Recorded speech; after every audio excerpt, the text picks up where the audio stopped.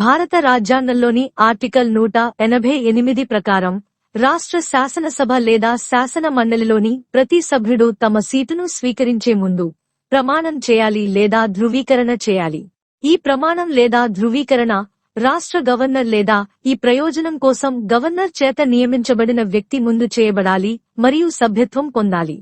ప్రమాణం లేదా ధృవీకరణ యొక్క ఆకృతి రాజ్యాంగంలోని 3వ షెడ్యూల్లో సూచించబడింది. ఈ నిబంధన రాష్ట్ర శాసనసభ సభ్యులు అధికారికంగా రాజ్యాంగాన్ని సమర్థించేందుకు మరియు ప్రజాప్రతినిధులుగా తమ విధులను విశ్వసనీయంగా నిర్వర్తించడానికి కట్టుబడి ఉండేలా నిర్ధారిస్తుంది.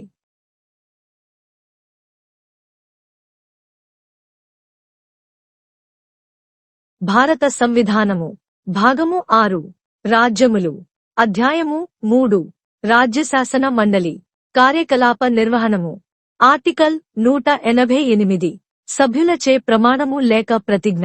రాజ్య శాసనసభ యొక్క లేక శాసన పరిషత్తు యొక్క ప్రతి సభ్యుడు తన స్థానమును స్వీకరించుటకు పూర్వము గవర్నరు సమక్షమునగాని తద్విషయమున ఆయనచే నియమించబడిన వ్యక్తి సమక్షమునగాని 3వ అనుసూచిలో అందు నిమిత్తము పొందుపరచబడిన ప్రరూపముననుసరించి ప్రమాణము లేక ప్రతిజ్ఞ చేసి దానిపై చేవ్రాలు చేయవలెను.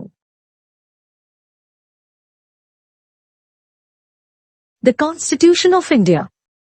Part 6. The States. Chapter 3.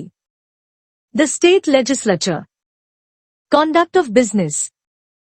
Article 188. Oath or affirmation by members.